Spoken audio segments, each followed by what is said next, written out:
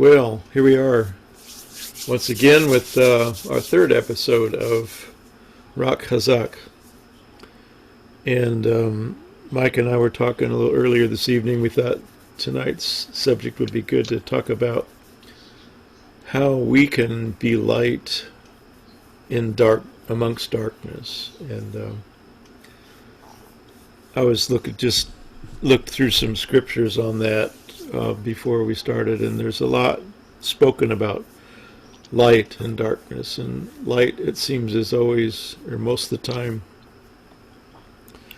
it's equated with righteousness and doing well and doing good, being good to others. And darkness is equated with being trying to do other people in. And so I thought in starting I would share a little episode I had. I won't say where or who or whatever, but I'm kind of telling on myself because I at that point probably wasn't as much light as I could have been. But I was in a place where I was, well, I probably shouldn't get into too much of it, but I was reminded that I was not following the rules of their place. They had a sign on the door that said I was supposed to be doing something, and I just don't do that. And so I was walking through, and they reminded me I better do that or else get out. And I stood firm on my position, and one of the customers really started getting in my face. And I'll just say this has to do with mandates. I won't get any more specific than that, but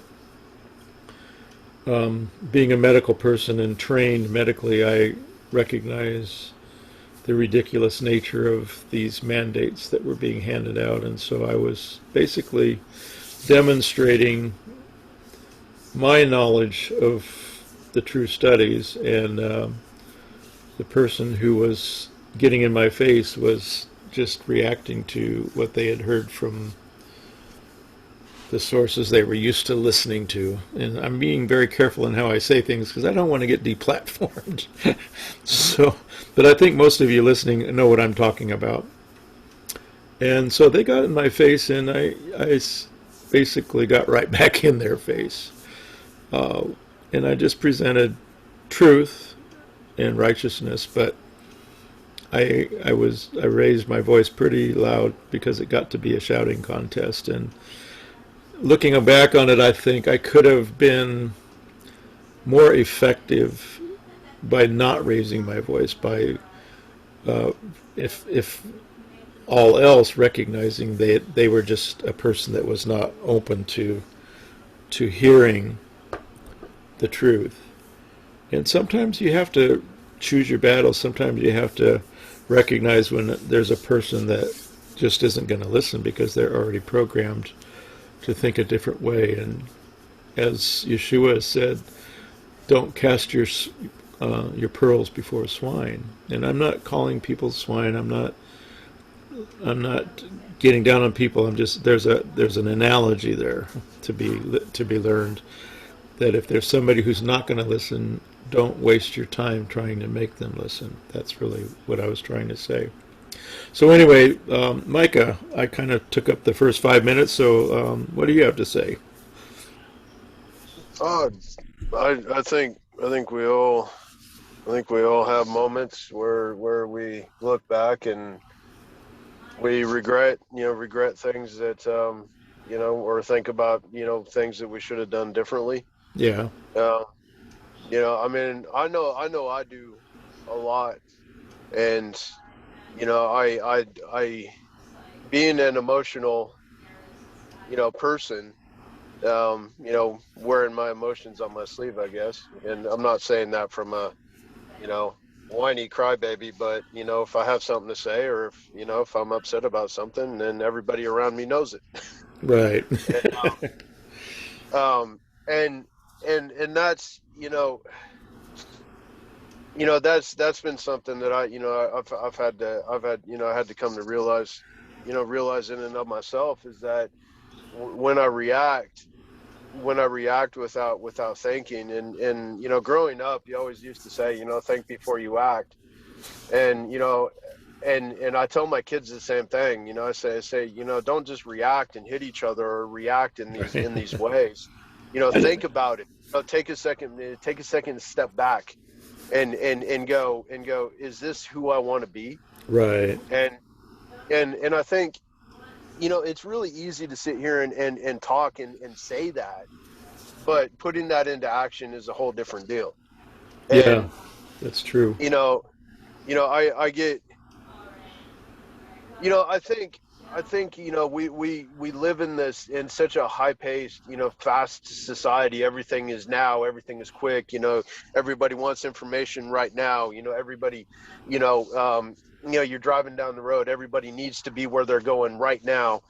And you know it's just this rat race of society, and getting caught up in that is so easy to do sometimes, where we just go, we just allow the emotion of that rat race to dictate our actions, rather than allowing Yeshua and his word, to dictate our actions, to own our actions. And I have a lot more to say about that, but um, that's been something that's been a real revelation for me lately. And I think it really ties in really well with what we're trying to talk about. Was, in today's society, in today's world, with how fast things are going, like, how do we be light? How do we get past all of that type of stuff? How do we take our mentality out of the rat race and actually, do what Yeshua said, which is to love our neighbors. That is, Yeah. it's not easy. Yeah, it's not. And that's I think that's our challenge. I think, and especially we're living in this world that is becoming more and more polarized, so that um, many times people aren't even willing to discuss a disagreement. It's just to fists from the first blow. I mean, right at the bat, there's no middle ground, and so I find that it's even more difficult to slow down my thoughts and think about what would be the best thing to say in this situation, uh, because of that polarization. And there's this, we're talking about light and dark, and that polarization is darkness and light, righteousness and sinfulness. And my wife's doing some sewing in the background, so you might hear some sounds from that. But I think we'll keep on Yeah. going here. Well, maybe we need to bring back the "What would Jesus do" bracelets. Yeah, or maybe what did Jesus do? Because, Yeah, yeah, yeah. and that's kind of where I wanted to go with this conversation this evening. Was we think about, we're living in such a tough time, with this polarization and everything, and these mandates and all kinds of stuff that's encroaching on our civil liberties, really. And there's this temptation to react, but you take a look at the time of Yeshua. Jesus was when the Roman Empire had their iron fist. I mean, you talk about living under a tyrannical rule.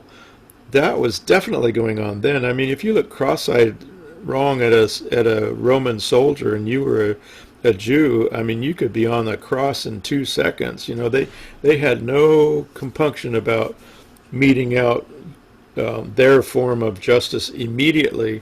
And so if we think times are tough right now, times were really tough back then. And look at the example that Yeshua gave us, even in that difficult times that he was in the middle of.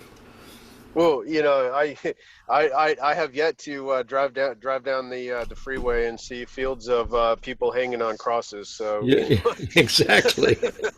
Yeah, we haven't got there yet. I mean, and in Rome. And I think history, we interpret history how we want to interpret history, and Right. it's like World War II. We in a way, growing up, I used to look at it and be like, oh, look at the planes and the tanks and all this kind of, it was really cool stuff and all this, and it was almost like glorified, in a way, but at the same point in time, we it was horrific, you Right. know Yeah. and that's, we tend to take the glaze off of, the shine off of things sometimes, or put the shine on things sometimes, and interpret things the way we want to interpret it. But but just to kind of, just to say, for me personally, I've been really, I think I've been on this really interesting journey lately of gratefulness, and seeing, trying to see the good, I guess, in where where things sit right now. And Right. Yeah. you know and I look, and for me personally, and I've said this before, having lost my job, and all this other type of stuff, due to decisions being made beyond me, um, beyond my clearance. Um, I've had all of these issues, and I think I was telling you, a little while back, was that, I came to a realization of, you know, it's really easy to look at what's happening today as society is turning their backs on us. And I think one of the realizations that I came to was that I'm not actually, my society's not actually turning their back to me. Like, I'm, because of decisions that I've made, I'm actually turning my back to society. And one of the realizations that's come out of that for me is that, you know, like, we live in this pace and this fast, this rat race, so we call it, and of society. It's a distraction, because we're not living the life that we were meant to live. Like, we were meant to be light. We were meant to be that lighthouse, that beacon on a hill, that points people, points other people who are lost, other people that are searching, to, back to Elohim, back to Yeshua. And when we've gotten so caught up, and I think the lie has been, especially in Western civilizations, Western societies, is that, we got to keep up with the Joneses. We got to have this. If we got to have a new, the newest car, and the newest house, and Right. all Yeah. this other type of stuff. And we spend our lives, in essentially enslaved to making money, all with the carrot dangling at the stick. If we make enough money, then maybe we can get ourselves out of the rat race. Yeah. And I think like with you guys, and I think you guys came to this realization a long time ago. But for me, like, getting out of that and getting back to the true nature of Yeshua and what he actually, had for us, the plans that he had for us, is actually just sitting there saying, it's not actually that hard to get out of the rat race. All you have to do is just get out. Yeah. You know, is I make a decision. I was listening to a radio program this morning when I was driving, and a fellow was talking about. In fact, I think he was quoting from Ziglar's son, Tom Ziglar, who's written a book about, instead of the reset, go to the reimagination, is how he's kind of titled the book. But it's about the idea that with everything that's going on now, we can either fold to allowing these leaders, and I'm going to just be not go into descriptive terms about the leadership right now, but we can fold into their program of trying to force people into certain way of doing things, certain molds, or we can look around and see that there is incredible opportunity that is being created all around us, because nothing is going to be the same as it was. And instead of sitting there Yeah. pining away for, oh, I wish we could go back to the good old days.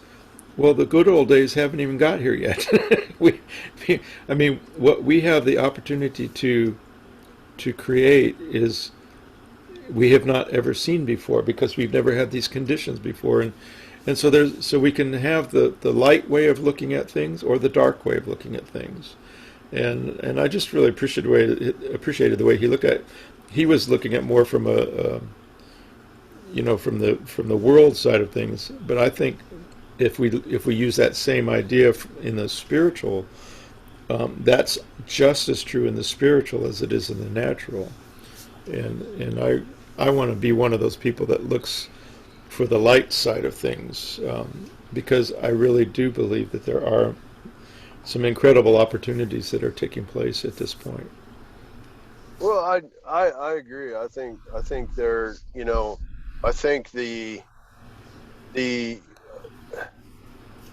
I don't want to say, I don't want to say the awakening, because I don't think we're there yet. But I do think that some people are beginning to open up their eyes, and and they're beginning to open up their eyes to truth, and they're beginning to open up their eyes to the lies that have been perpetuated upon us. And I think, look, I I kind of think about Morpheus from the Matrix, when Oh he's sitting there yeah, talking, yeah, when he's talking to Neo before he takes the, offers him the red or the blue pill. right. And or I love that and he that said, movie.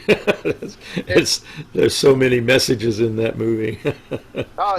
there's massive messages, but I think one of my favorite ones was where he says, Neo goes, what is the Matrix? And Morpheus like, it's all around us, it's everything. And he goes, it was designed for one purpose, and I know I'm not saying it right. It was designed as a prison for your mind. Yeah, yeah. And and I think we can kind of take a lot of that now. Are we plugged into some matrix like technology? No, but I do Well, think in a sometimes I lot of, wonder. sometimes I do too, believe me. when I but walk when I but walk down the street, seeing 99% of the people looking down at their phones, it's like, wow, they are really plugged in. I mean, I have my own that phone, so I'm not against phones, but anyway, well you know what I well mean. think about, look what's coming as well, the metaverse, and Yeah, and all this stuff around transhumanism, and Elon Musk is developing brain implants and all this type of stuff. And this isn't conspiracy theory, this is fact. These guys are very open about what they're doing. yeah, But that's not my point. My point is that, that statement that Morpheus makes, that this thing is designed as a prison for your mind. I think in a lot of ways, this busyness of society, this go to work every day, um, this mundane, spend the next 40 years working, send our kids to school for 12 years so that they can hope to get a good job and all this type of stuff. I'll be honest with you, I think we're missing the point. I And agree. Yeah, the point was to live.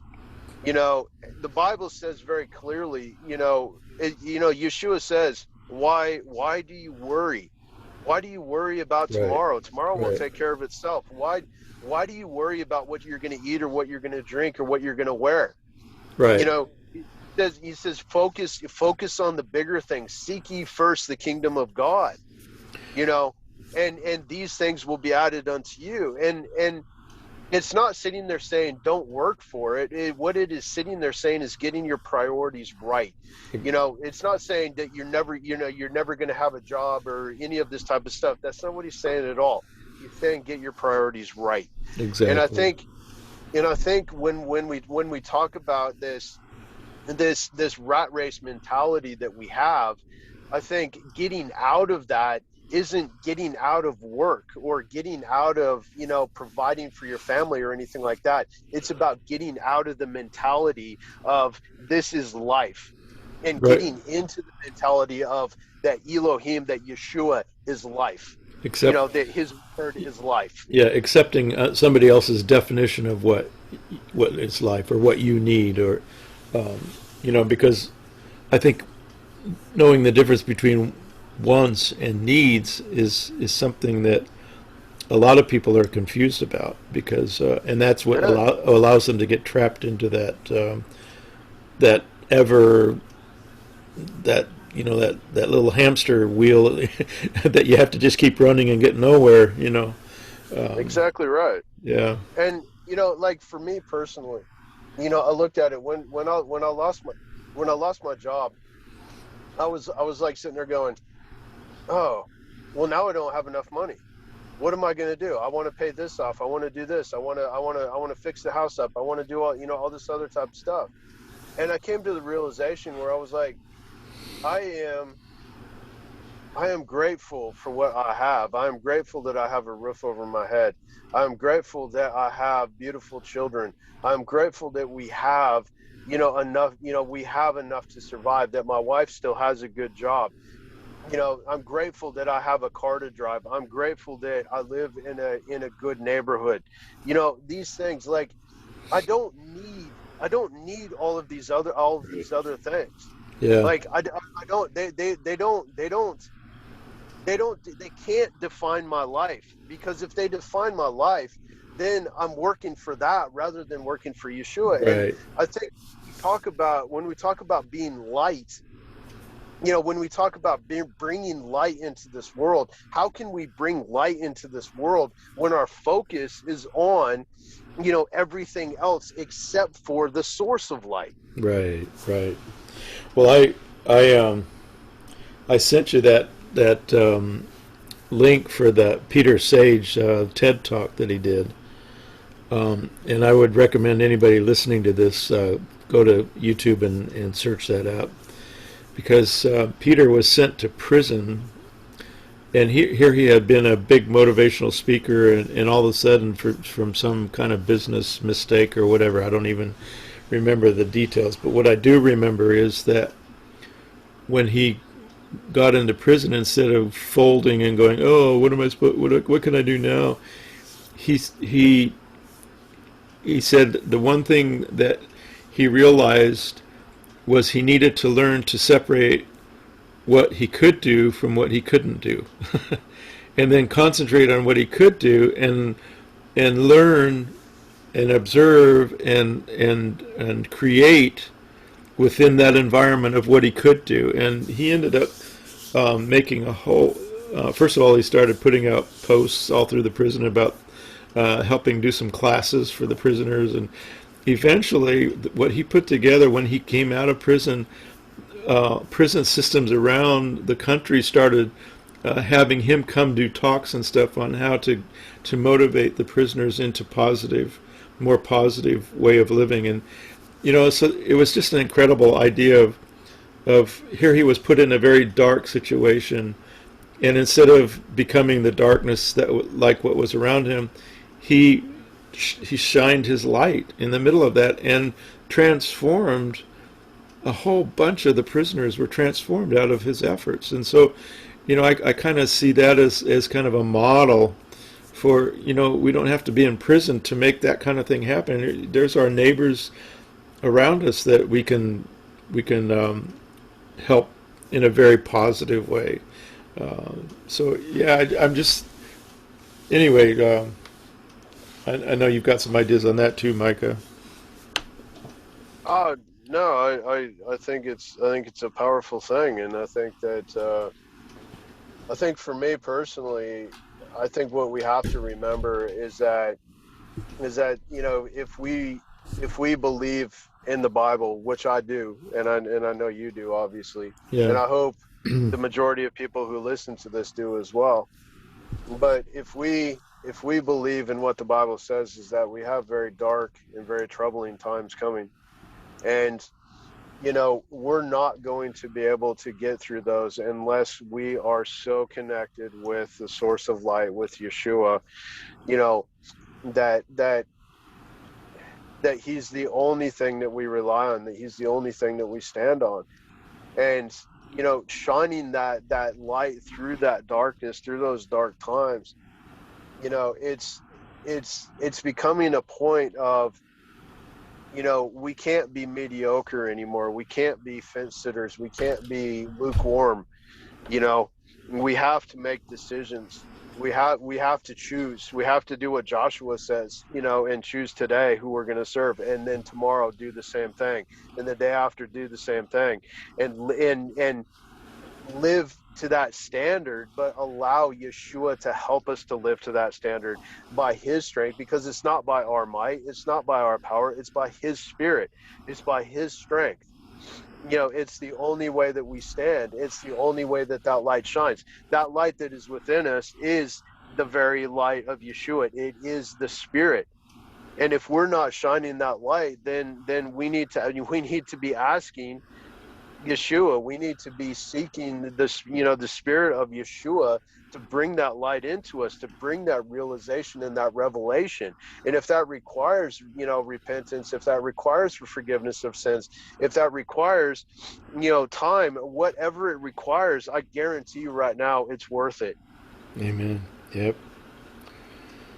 It's I was looking up a text here, and it was, I think, in Psalm 18, where it talks about um, he, God setting us in places of light.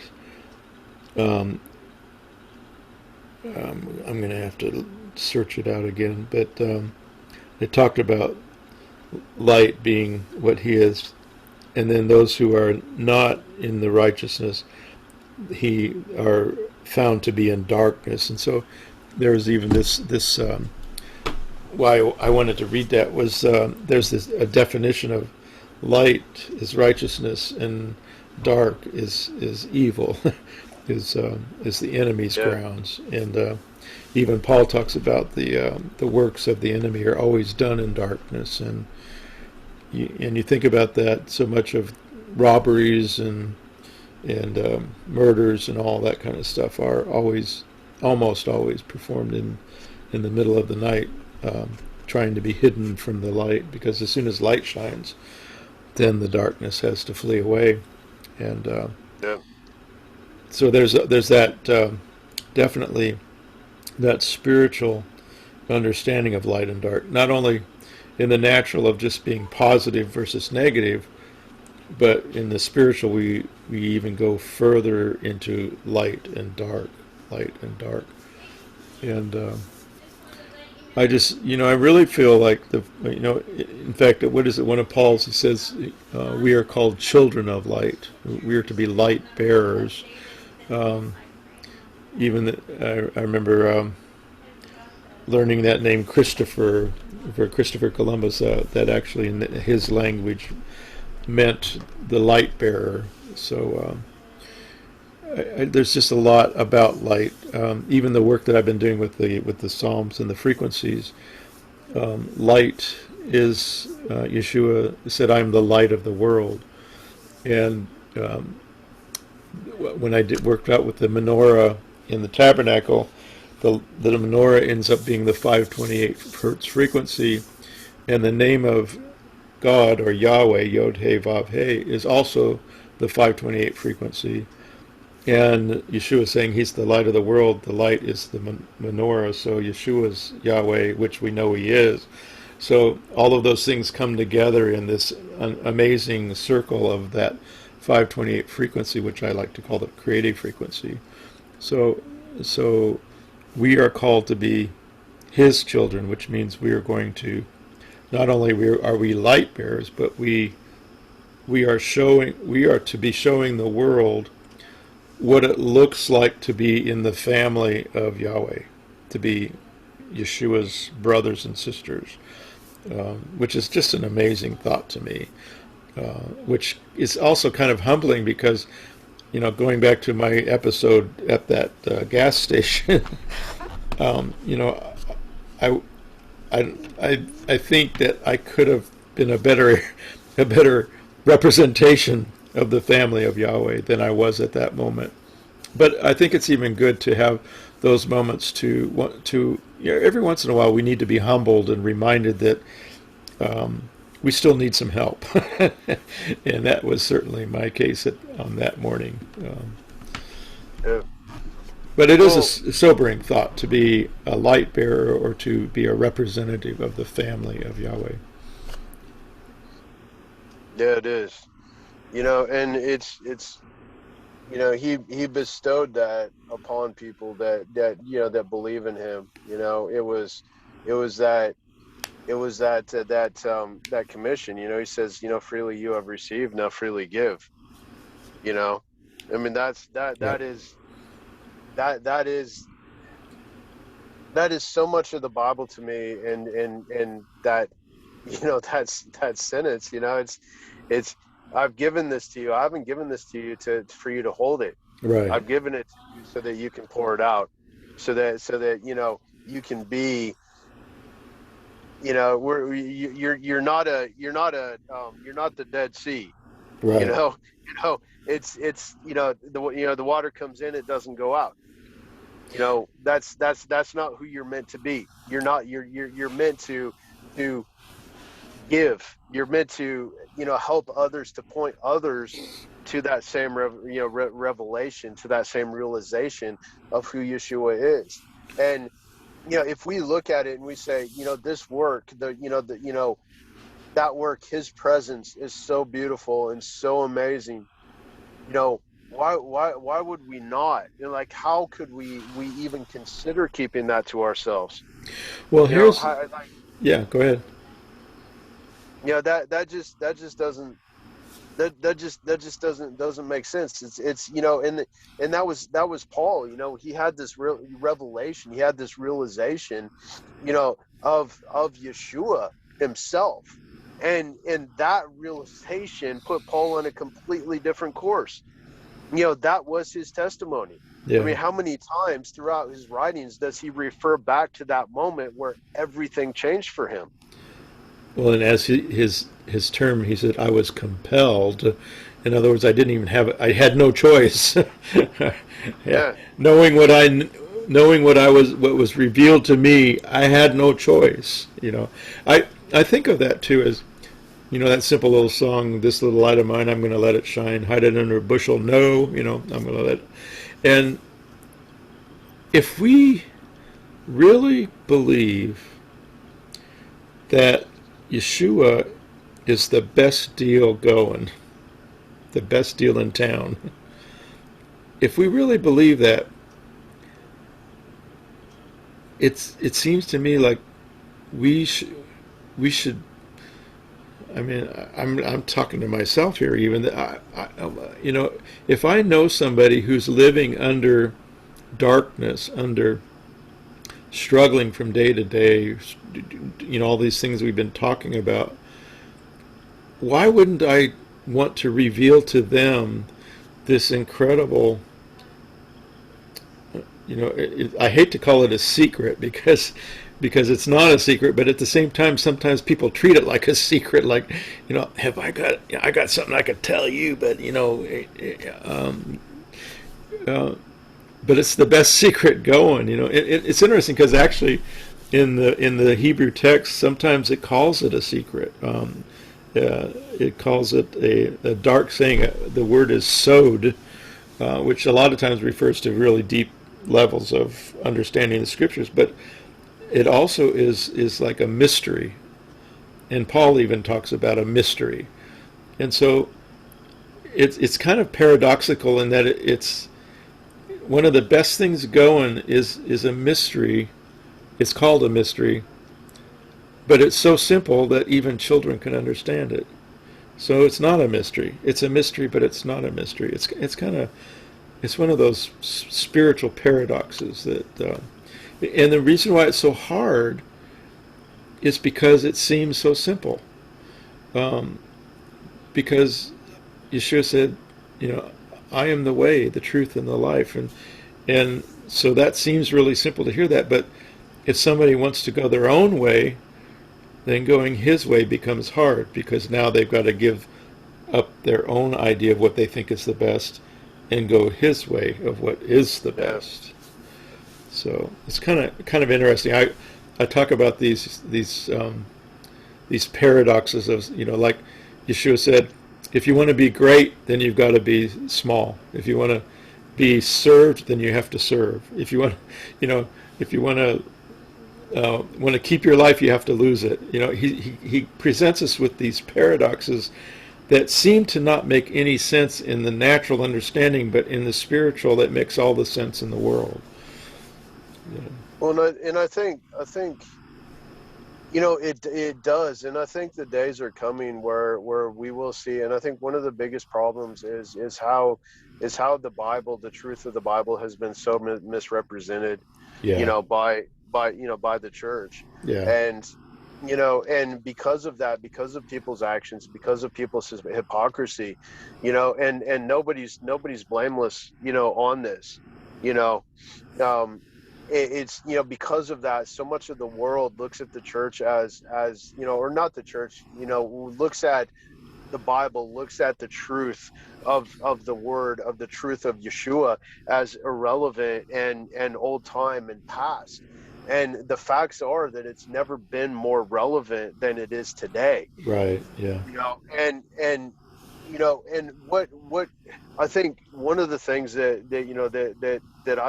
I see in this is that there is coming, this pressure, this refining that's happening is very much so splitting, is identifying who's who. It's making you ask questions that you haven't asked before. I mean, Right.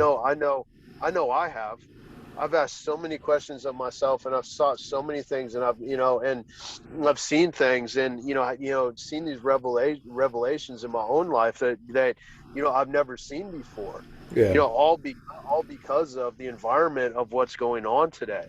And and so I think, as we continue to see that, I think the light of the people will shine again, it will hold back the darkness, it will dispel the darkness, and and it will point people back to Yeshua. Right. Yeah. The relevance of his word, the relevance of Yeshua, will come back to society. I have to believe that. Yeah. And I've told you so many times, like, you get to, the realization is that, are we here to save a nation? Are we here to save a city or anything like that? No, we're not. We're here to point as many other people to Yeshua as is possible, and do what Yeshua said in the gospel, which is to work until you can't work Yeah. anymore. Work in the light until, because there is going to come a point in time where that light doesn't exist. Yeah, there's only one kingdom I want to belong to, and it doesn't have any any boundaries that I see on any map of this world. It's a kingdom that Yeshua said it is within you. But you weren't on the study we did Tuesday, but Gary, at the end of it, he said, "I want to ask each one of you a question." He said, "We're coming to the end of the year." He said, "What is the most thing that sticks out in your mind that was revealed to you this year?" And I want to hear from each one of you. So when it came my turn, I said, "Well, what I have seen this year, I'll use the word separation, because what I see is that light and darkness are being separated. There's no gray in between anymore. And what we are seeing is that Babylon has fallen. The Babylon being the world system, as you were talking about, what the world says is important, what everybody tries to make you think is important. All of that is being shown to be a farce. And at the same time, once we know that Babylon has fallen, there comes the second part of that text in Revelation that says, "Come out of her, my people." Yeah. And so that's also part of the separation. There's the separation of the light and the dark, And then there's also the separation of those who want to follow the light and those who want to remain in the darkness. And so that to me is what's really what I've seen this year of 2021 that has that has impacted me more than anything else, I think. And I want to be part of the light. I whatever it takes, I want to be part of the light that. So yeah, Yeah, that's interesting. It's really interesting. I think for me, I probably, I would have said something similar, but I would have said, the division amongst people, and I think yeah, it's, you're saying it in a better way, saying, the separation of light and darkness, you know, because that division, of what happening really is light and darkness, yeah, yeah, but I think there is a further division that will happen, amongst the people who are the true followers of Yeshua. yeah, yeah. Where there'll be, yeah, the price the price that we pay is going to go up, and Yeah, yeah, no, I agree. But at the end of the time, this isn't meant to be, a message of, oh, all that. It's meant to be a message of hope and yeah. encouragement, Well, because and saying that the price we pay is going to go up, right along with it, the reward that we receive is also going to go up. So it's a there's greater hope wherever there's possibility for despair. There's also the greater hope that accompanies that. yeah, no, I agree. And I think really, the message here is, to sum it up, I think, is to Yeah, put all your hope in Yeshua. Do what he says in the Bible, and buy from him, pure refined gold. yeah, Um, amen. because that is the only thing that is everlasting. That is the only thing that we can look at. Like, everything, this world will pass away, and everything in it. You Right, know, the Bible says, that there is a new heaven and a new earth, because the old heaven and the old earth had passed away. right, you know so if that's the case, there's nothing here that stays. right. We have to, do what the Bible says. And he's, how many times does he say it? He says, who having found a pearl of great price doesn't sell everything he had to go and purchase it. Or you find a treasure in the field, do you not go and sell everything you had to go and buy the field, so that you have the treasure. And it's the same thing he's saying in Revelation, where he says, I counsel you, I encourage you to buy from me gold that has been refined. So could you say that that's Yeshua's investment tip of the day? Buy gold. Yeah. Yeah, I'm not encouraging people. I'm not an investment advisor here. I'm not encouraging people to go, go spend all their money on gold. Like, It's it's obviously right, metaphorical, the but right kind of gold. Yes. yeah, exactly right. It's Yeah, it's to put aside, the things that we see as important here on this earth, to put those things aside and to focus on the things that are important, yeah. and that is Yeshua and his kingdom. So it just reminds me of that song, look, Turn Your Eyes on Yeshua, look full into his wonderful face, and the things of this earth will grow strangely dim in the light of his glory and grace. So maybe that's a That's good place to leave it for tonight. I think it is. Yeah, Um, so just to say too, the YouTube channels. So you have your YouTube channel, I have my YouTube channel. right. Those links are all here. Um, the the Rak Chazak, and this is something I think we probably need to get back to a little bit. But the Rak Chazak, all the links are there for that as well. Maybe we could you know, and, and put that on the front. Just do a little tag on the front. yeah, we'll do. So all those links are going to be there, all the descriptions around what they are, what they mean, and why we have, really decided that this needs to be a focal point in, in these days. Yeah, Whether they be the last days or whether they not be the last days, it still is something that's very important for every single believer, and particularly those who will put aside everything to follow Yeshua. um, and so all of those links are there, and definitely encourage everybody to go take a look at that yeah. stuff, and check that out, because I think there's a lot of good information. And I don't think either one of us probably look at ourselves as experts. Maybe you do, but No, not at all. um, but yeah, I don't think either one of us really look at ourselves as experts. It's just, these are our opinions, and we try and base everything off of biblical, understanding. Yeah, But I think the important thing to always take away from any of these, our podcasts or anything, is really, take what makes sense to you. And if things don't make sense to you, don't try and fit, the round object in the square hole. yeah. Take what makes sense to you, and take the bits of truth, that makes sense to you. And, you know, um, And nobody has the answer for everything, but